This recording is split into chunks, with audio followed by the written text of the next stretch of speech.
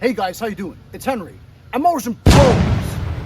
This Toro Recycler I picked up recently, and it's the next on the docket. I've got lots of things in the back of my mind that I need to do, but this one sticks out like a sore thumb, and I've got to get it off the list. So as you remember from a previous episode, I picked this up along with that Sears chipper shredder thing that's like 50 years old, locally, a couple of blocks away from a tip from my neighbor. Interesting.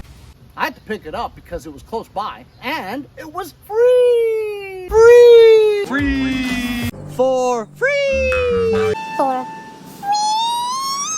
That's right, free. However, I want to tell you guys that I've calmed down quite a bit. I used to pick up all kinds of crap that was just free, that I would just hold on to for a lot of years and never sell it. So I ended up throwing it away anyway. A good example of that nowadays is here in Long Island where it no longer snows. So snowblowers are worthless. I have like 10, and I've listed them between 50 and 100 bucks, which would have normally gotten $300 to $500 about 5-6 years ago. The snowblowers right now, they ain't worth diddly. And I'll give you an example. I was looking at Facebook Marketplace yesterday, and I saw tons of free snowblowers. And while my urges want me to go and pick it up, what am I going to do with another 15 or 20 snowblowers sitting in my yard, taking up space? So as hard as it was, I passed on them. I did not go get them. Here's an example. All kinds of free snowblowers, some small, some single stage, some dual stage ones, some pretty big, some in pretty good shape, but they're there for a while. Nobody wants them. And you know it's the end of the world when even Henry doesn't go and get them. As you can see from these other listings of decent snowblowers that normally would have sold for $300-500, they're going for 50 to 100 bucks, most of them. You'll find some really good snowblowers, almost new, for like $200. So I just got to control myself and say, it's okay. You don't have to pick up everything. So I don't. Any of you guys want snowblowers? Bring your trailer, come down here. I'll give you like my 13 horsepower, 33 wide monster snowblower for 100 bucks. Everything else 50 bucks. Just take them all. Bring them to a place where it still snows. You'll make a killing on them when you resell them. Anyway, this thing is gonna take a long time, and I'm not looking forward to it, okay? This is the older Toro Recycler self-propelled lawnmower. It originally started with a Tecumseh engine on it, the one with the red primer bulb. I hate those. Toro later transitioned to Briggs & Stratton Quantum engine, which I like. Even though this one's a primer bulb kind, I prefer it a lot more to the Tecumseh. Still the same old deck, same old wheels, at least has a high wheel in the back, which is kind of cool. And as you can see, this comes with a bagger. However, this bagger is not the one that fits that. This one has the things over here. This is meant for a more modern Toro Recycler, which is great because I can always keep it. I get Toro Recyclers a lot. But yeah, the bagger you need for that is just a perfect rectangle. It doesn't have this part that's open. You know what I mean? It would stop here. It's got no brake control cable. It's completely rusted and Dunsky. The transmission engage is here, but it's seized and also broken. That's going to be a problem because I definitely don't have control cables for either of those. 2, the front wheel's locked up. The one on the left moves, the one on the right is seized. Tilting this to the side reveals your normal Toro Recycler atomic blades that are kind of like mulching blades, kind of like gator blades, but they call them atomic. That all looks okay, and as you can see, it's relatively clean and no rot. It is really dirty on the top of the deck, but there's no rot, at least what we can see.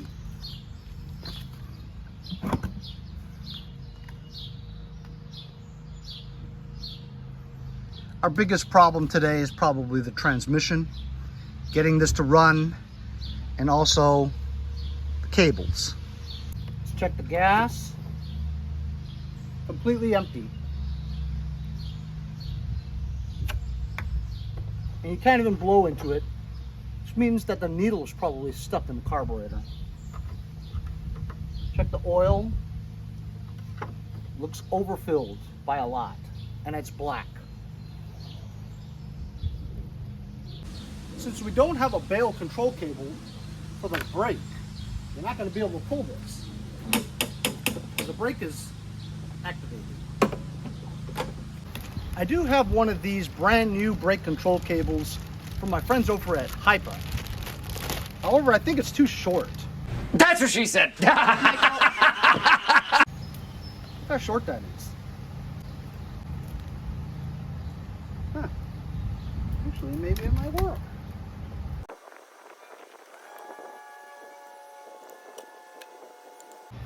It looks like it's missing the spring because it's just free flowing here. And I think the engine's seized. We might have to take off the engine cover just to see what's going on over there with the brake mechanism. This thing's got a lot of problems.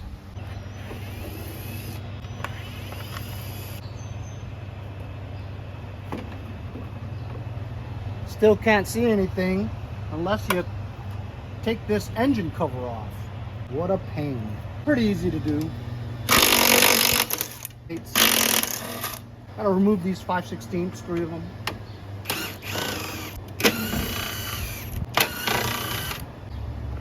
Lift the gas tank. Get the dipstick. You're a dipstick. Sure.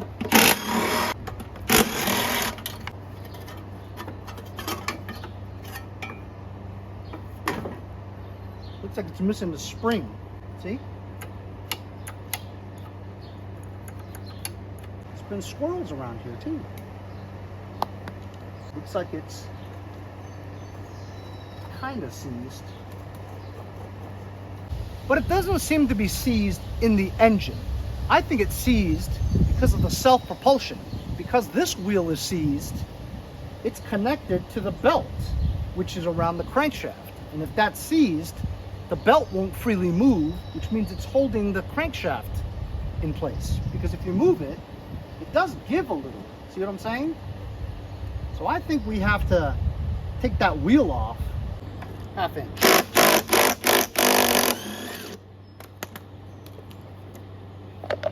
No, that gear is really rusty.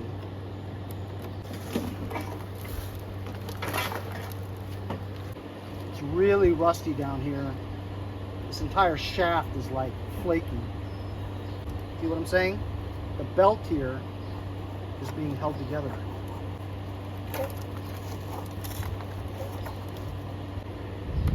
Take off that top cover.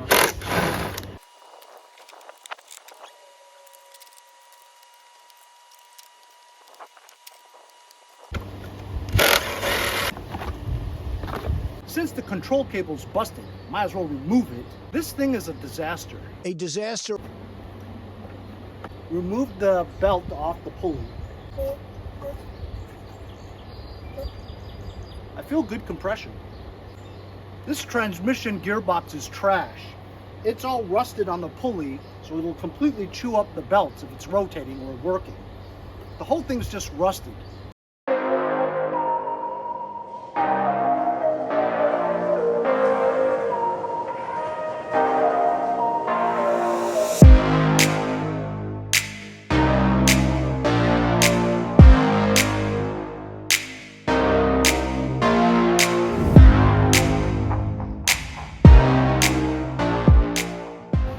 So hot outside that the camera just paused and froze. I don't know how much I got of my last clip, but it has to be in the garage in some shade, otherwise the camera will turn off.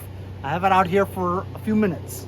I found a spring to put between here, so now the mechanism springs back as it should. I think that might be an original spring that I had, I don't know. I took the gears, the rusty gears off of the thing. These were the original wheels, the front wheels, self-propelled ones, and the gears are excellent condition. So I took them off and I kept them.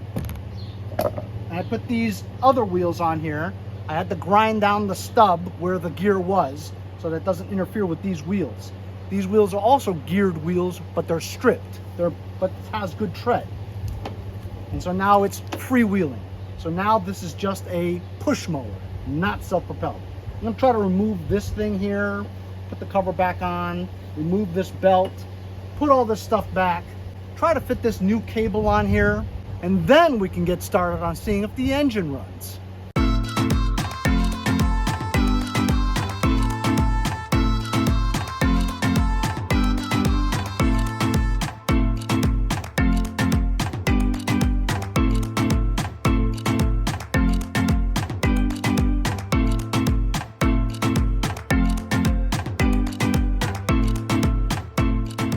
Alright, so check it out.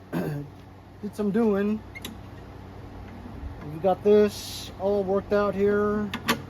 Drill the hole for this thing, and now look. Releases the mechanism, so now we can freely pull it. How about that? That short cable actually fit. I'm surprised. Had to drill this hole out a little bit more because it wouldn't fit. Just make things fit. What did I do with those screws?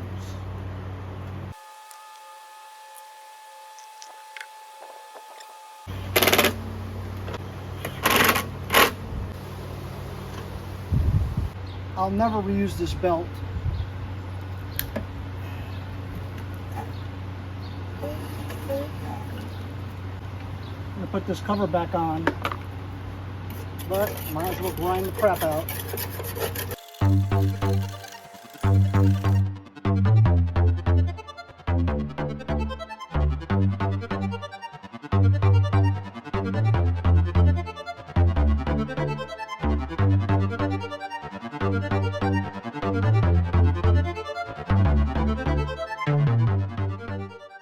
That's trash. Primer doesn't seem to be working with gas in it.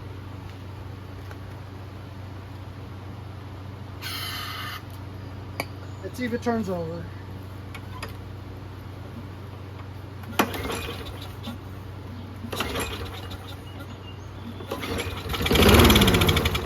Hey, how about that? Turns over. Looks like we might have to check out the carburetor. Ooh. 3 5/16.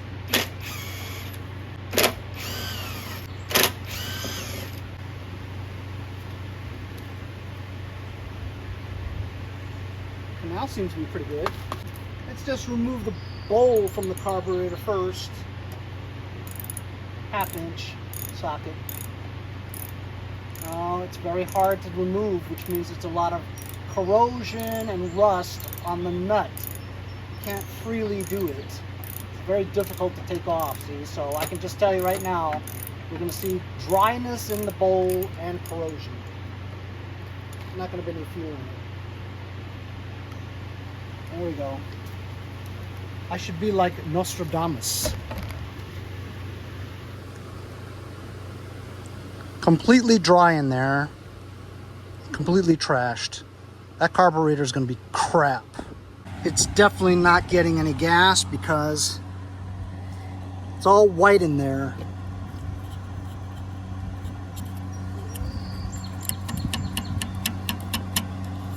That needle's permanently stuck in there.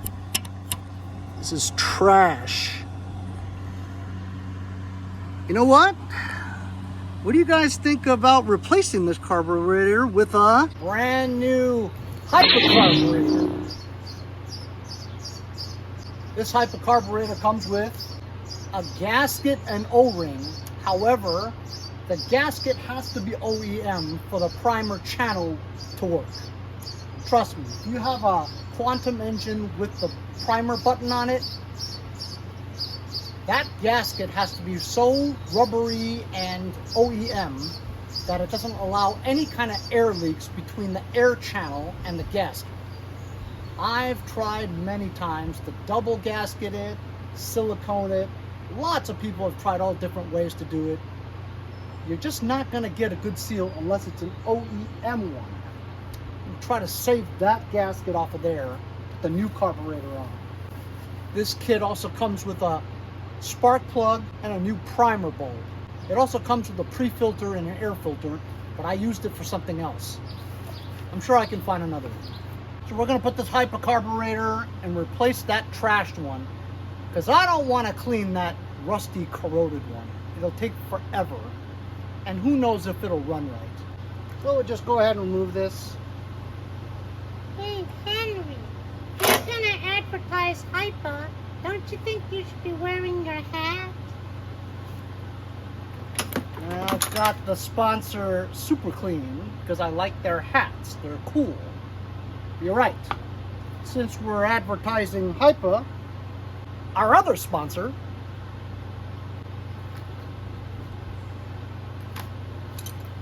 to remove the fuel line, see if the fuel is dripping out. I can tell you that it looks good, which means the fuel line is good, gas tank is clean, and nothing clogging the filter inside the gas tank.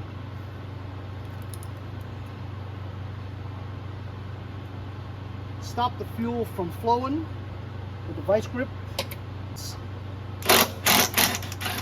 One of the easiest carburetors to use.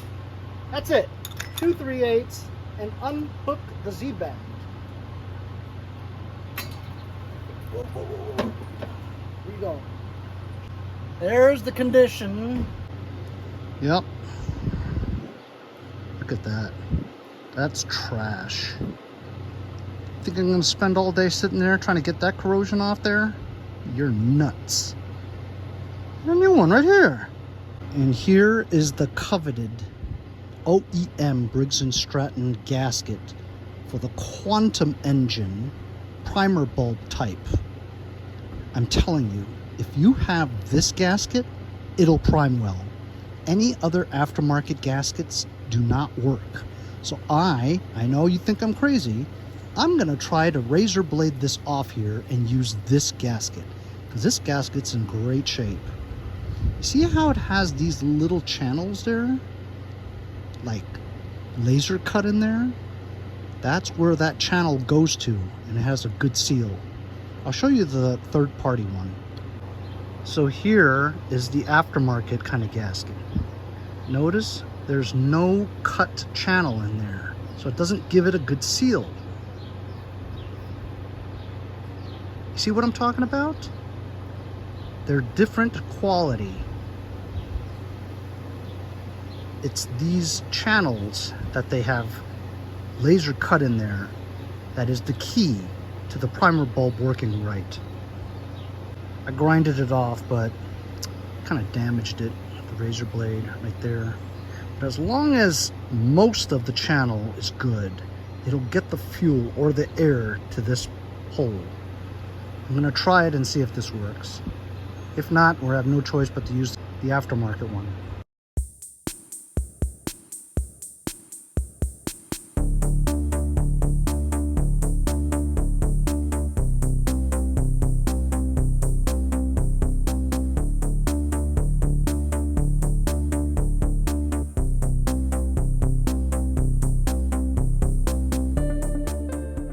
You all think I'm crazy, right?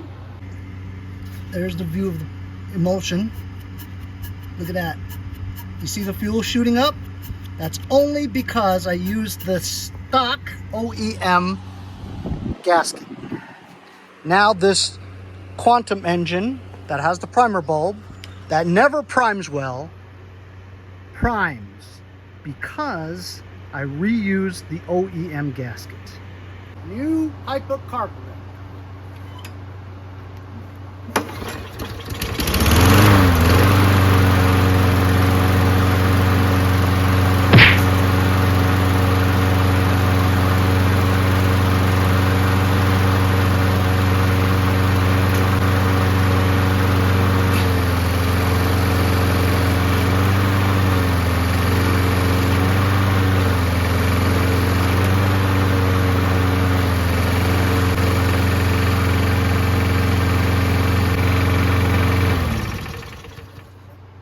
Kill wire cable came off the mechanism.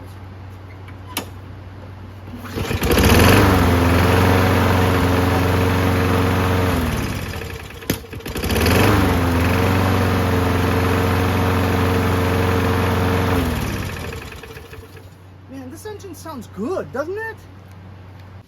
Should I put this filter back on?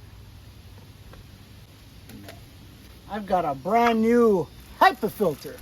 It came with the kit.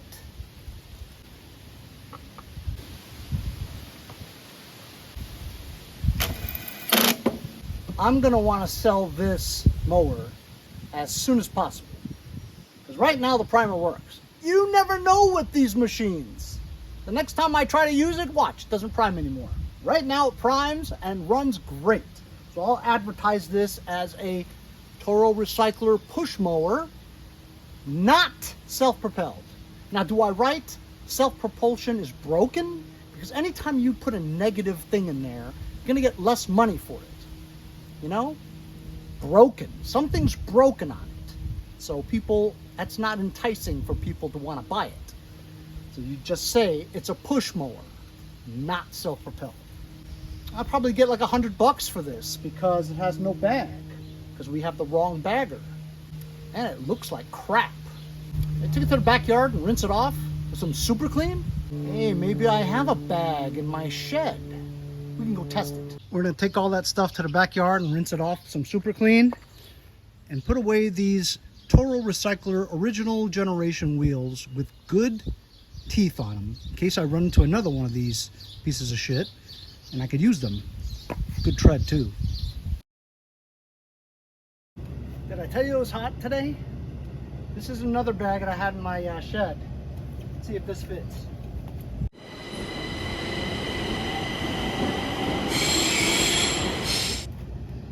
I was sure it was gonna fit. That the door is too wide. I don't know. I've never seen so many different types of cables.